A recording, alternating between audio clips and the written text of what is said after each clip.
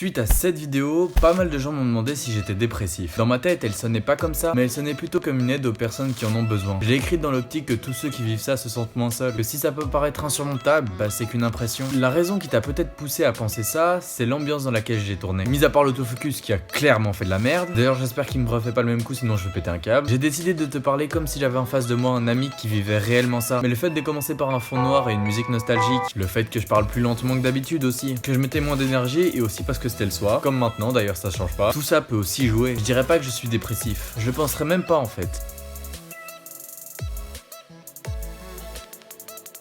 Je dirais plutôt que... Je sais, je suis jeune, mais je suis qu'un vieux nostalgique. En parlant de nostalgie, je vais te raconter une histoire. J'ai commencé tout petit, quand j'avais quoi, 7-8 ans. Bon, je sais, j'étais peut-être un petit peu jeune pour ça, mais je m'en foutais, ça commençait si bien. Je vivais cette relation de manière naïve, tout en me préoccupant de ce qui allait se passer après. On passe un long moment ensemble et une première séparation arrive. Le temps passe et je m'intéresse à d'autres en la délaissant. À ce moment-là, je devais avoir dans les environs de 11 ans. Je l'ai vraiment délaissé, je n'y pensais plus, je m'en suis vraiment séparé définitivement. Du moins, je pensais. Le temps passait, mais elle était toujours dans ma tête. Oh putain, j'ai une crampe au bras, ça m'aide. Loin du corps, mais près du cœur, comme on dit. Puis des retrouvailles heureuses, il y a plus ou moins 2-3 ans de ça. T'imagines pas le bonheur que j'ai ressenti quand je l'ai retrouvé? Je dirais même que ça s'est passé avant ça. J'ai eu un petit avant-goût de ce qui allait se passer. La première partie de cet avant-goût m'avait assez déçu, mais rien n'était comparable à la deuxième partie. Je me suis rendu compte de l'erreur que j'avais fait en l'abandonnant à l'époque. Je m'en suis tout de suite voulu, mais elle n'avait pas l'air de m'en tenir rigueur. Malgré ces retrouvailles, je n'ai pas tout de suite raccroché à cette belle histoire. Il m'aura fallu un peu de temps. J'attendais qu'une chose chaque semaine, c'était de la retrouver. Il arrivait de temps en temps qu'il se passe une semaine sans qu'on se voit. Comme dans toute relation, tu vas me dire. Et pourtant, j'en voyais de plus en plus la fin au fil du temps. Ça s'est fini très récemment, le 25 mars pour être précis. Elle avait des étoiles plein les yeux et j'oublierai jamais son nom.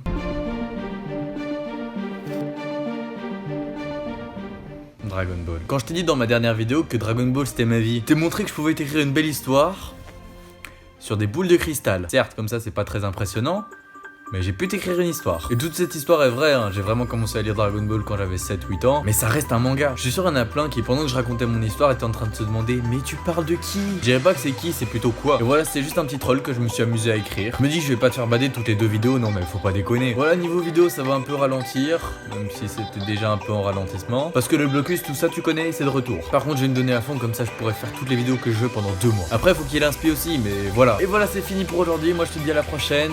Ciao.